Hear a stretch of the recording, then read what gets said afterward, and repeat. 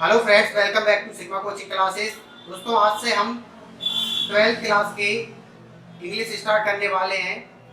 दोस्तों, 12th में दो बुक चलेंगी आपकी इंग्लिश की, एक वर्क बुक होगी और एक टेक्स्ट बुक होगी, और दोनों बुक से ही क्वेश्चन पूछे जाएंगे फाइनल एग्जाम में। तो हमें दोनों बुक्स को बहुत अच्छे से पढ़ना है।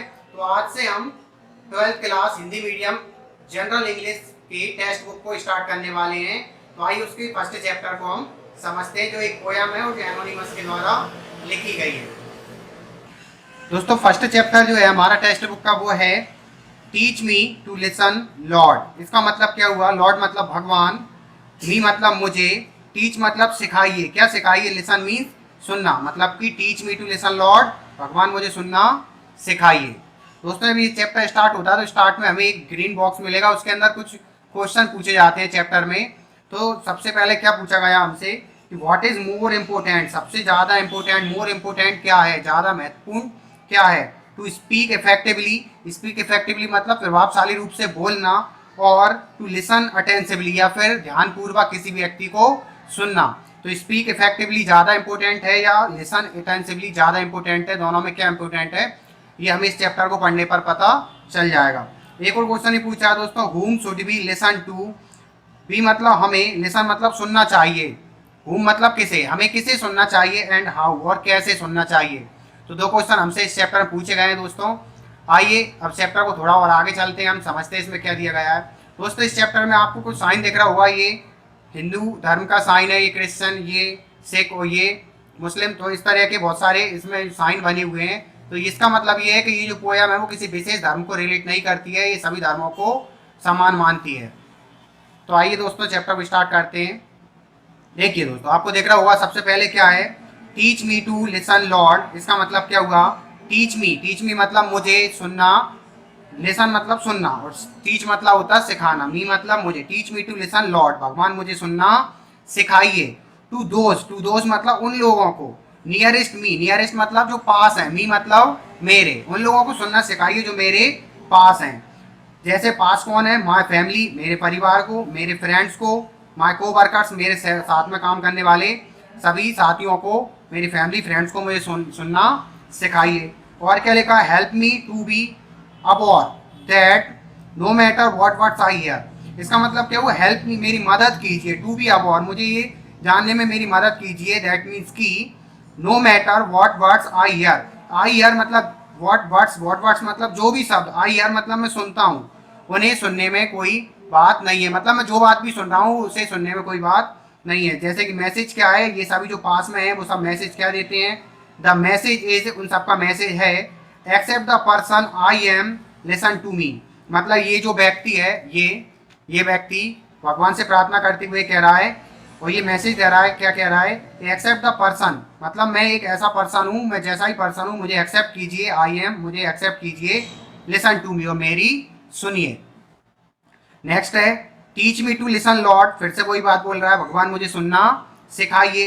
इस बार क्या कह रहा है? पहले उसने कहा था नियरेस्ट मतलब पास के लोगों को, इस बार वो कह रहा है टू दोज, उन लोगों को, फार फ्रॉम मी, फार मतलब होता है दूर, फ्रॉम मी मतलब मुझसे, तो उन लोगों को जो मुझसे दूर है, उन लोगों को मुझे सुनना सिखाइए। दूर कौन कौन है दोस्तों? देखिए सबसे पहले क्या, whisper of the hopeless, whisper का मतलब होता है दोस्तों फुसफुसाहट, ऑफ द होपलेस, होपलेस मतलब होता है निराश। तो सबसे फर्स्ट क्या कह रहा है वो कि दूर लोगों, जो दूर वाले लोग हैं उनमें मुझे होपलेस मतलब निराश लोगों की फुसफुसाहट को सुनना सिखाइए। प्ली ऑफ द फॉरगॉटन मतलब भूले बिसरे लोगों की प्रार्थना को सुनना सिखाइए। एंड ट्राई ऑफ द एंग्यूस्ड मतलब होता है पीड़ित, परेशान, परेशानियों में घिरे हुए लोगों की चीख पुकार किराए को सुनना सिखाइए।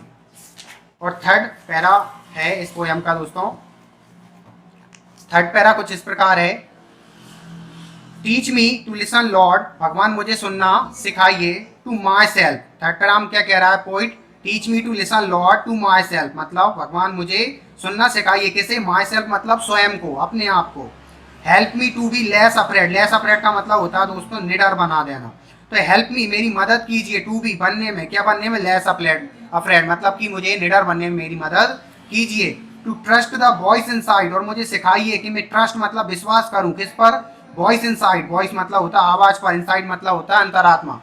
और मैं अपनी अंतरात्मा की आवाज़ पर विश्वास करूं, मुझे ऐसा बना दीजिए। एक तो मुझे निडर बना दीजिए और मुझे अपनी अंतरात्मा पर विश्वास करना सिखाइए। In the deepest part of me, जो अंतरात्मा है, जो वॉइस इनसाइड है, वो क्या है? डीपेस्ट पार्ट है ऑफ मी, मतलब मेरी हृदय में बसा हुआ मेरा एक बहुत ही डीपेस्ट पार्ट है, उसे सुनना सिखाइए। लास्ट पैरा है दोस्तों इस पोएम का, teach me to listen lord. फिर से वही कह रहा है वो पोइट कि भगवान मुझे सुनना सिखाइए।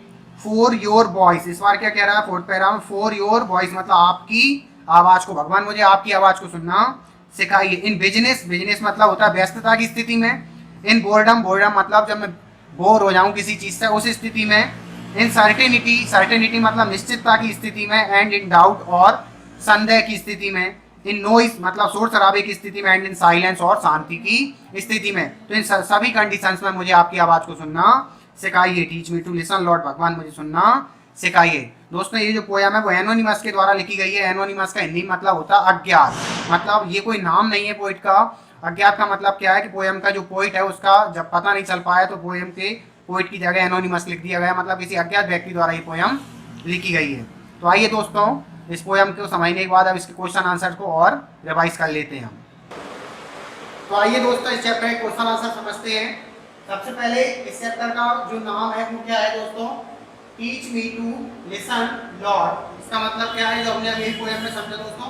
भगवान मुझे सुनना सिखाइए। और ये इस चैप्टर का पोइट कौन है दोस्तों? पोइट है एनोनिमस। एनोनिमस का मतलब क्या होता है दोस्तों? अज्ञात। मतलब ये चैप्टर, ये पोएम एक अज्ञात व्यक्ति द्वारा लिखी गई है। ये हमारा फर्स्ट लेसन है, teach me to listen lord, anonymous के द्वारा रिटर्न है। दोस्तों ये पोएम है और पोएम की जो लाइनें होती हैं जिन्हें हम एब्स्ट्रैक्ट बोलते हैं वो पेपर में आती हैं और वहाँ पे उनसे छोटे छोटे क्वेश्चन पूछे जाते हैं। तो अगर आपने पोएम बहुत अच्छे से समझ ली है तो आपको वो जो एब्स्ट्रैक्ट एग्जाम में आने वाला है वो मोस्टली इसी चैप्टर से पूछा जाता है, तो वो आपका 3 नंबर पक्के हो जाते हैं। आइए दोस्तों इसके क्वेश्चन आंसर समझते हैं। बहुत ही सरल से क्वेश्चन आंसर है, बहुत बढ़िया पोएम थी। देखिए फ्रेंड्स, सबसे फर्स्ट क्वेश्चन है who are the people far from us. इसका मतलब क्या हुआ दोस्तों? हु मतलब कौन, पीपल मतलब लोग, वो कौन से लोग हैं जो क्या है? फार, फार मतलब दूर है, फ्रॉम मतलब से, इससे, अस मतलब हमसे। तो who are the people far from us मतलब कि वह व्यक्ति कौन है, वह लोग कौन है जो हमसे दूर हैं। तो who are the people far from us, तो वह कौन से लोग हैं जो हमसे दूर हैं? तो हमने पोएम में पढ़ा था दोस्तों, the people who have no ray of hope. इसका मतलब समझे दोस्तों? इसका मतलब क्या हुआ? द पीपल मतलब वह व्यक्ति, हु मतलब जो, हैव मतलब रखते हैं, नो मतलब नहीं। तो the people who have no ray, ray मतलब होता है किरण, ऑफ होप, होप मतलब होता है आशा। तो the people who have no ray of hope मतलब वह लोग जो आशा की कोई किरण नहीं रखते हैं। कहाँ नहीं रखते हैं उसको? इन देयर लाइफ, उनकी लाइफ में। The people who have no ray of hope in their life मतलब वे लोग जो अपने जीवन में आशा की कोई किरण नहीं रखते हैं। और क्या है? हु आर फॉरगॉटन, जो भुला दिए गए हैं। फॉरगॉटन मतलब भुला दिए गए हैं। बाय सोसाइटी, सोसाइटी मतलब समाज के द्वारा। एंड हु आर सफरिंग, और जो पीड़ित हैं। हु मतलब फिर से जो, और सफरिंग मतलब पीड़ित हैं। इससे a great deal, from a great deal, एक बहुत बड़े दुख से। तो दोस्तों जो व्यक्ति समाज के द्वारा बुला दिए गए हैं, जो बहुत बड़े दुख से गुजर रहे हैं और जिनके जीवन में आशा की कोई भी किरण बाकी नहीं बची है, वो क्या है? हमसे दूर है। एक बार रिवाइज करते हैं दोस्तों, क्वेश्चन क्या था? Who are the people far from us, कौन से लोग हैं जो हमसे दूर हैं? तो the people who are forgotten by the society, the people who have no ray of hope in their life, and the people who are suffering from a great deal। तो ये 3 बातें हैं दोस्तों, ये क्वेश्चन का आंसर कंप्लीट हो जाता है। नेक्स्ट क्वेश्चन है दोस्तों हमारा, whom does the poet wish to trust। whom मतलब होता है किस पर, कौन पर, किसके ऊपर। the poet मतलब कवि, wish मतलब इच्छा व्यक्त करता है, trust मतलब विश्वास करने की। तो whom does the poet wish to trust मतलब वो कौन है जिस पर कवि कहता है कि हमें विश्वास करना चाहिए, या कवि किसके ऊपर विश्वास करने की इच्छा व्यक्त करता है। तो इसका आंसर क्या याद होगा? बहुत सिंपल सा आंसर है दोस्तों इसका, the poet wishes to trust मतलब जो पोएट है वो इच्छा प्रकट करता है। द पोएट विशेस मतलब कोई इच्छा प्रकट करता है, टू ट्रस्ट मतलब विश्वास करने की, इस पर, अवर इनर वॉइस, अवर मतलब हमारी, इनर मतलब अंतरात्मा की, वॉइस मतलब आवाज पर। तो the people wishes to trust our inner voice मतलब कभी हमारी अंतरात्मा की आवाज पर विश्वास करने की इच्छा व्यक्त करता है। नेक्स्ट क्वेश्चन है दोस्तों, हाउ मतलब कैसे, could listening, how could listening मतलब कि लिसनिंग मतलब क्या होता है दोस्तों, सुनना। हाउ मतलब कैसे, हाउ कुड लिसनिंग सुनना कैसे, to one's inner voice, one's मतलब एक व्यक्ति को, इनर वॉइस मतलब अपनी अंतरात्मा की आवाज को, वी हेल्पफुल, हेल्पफुल मतलब मददगार।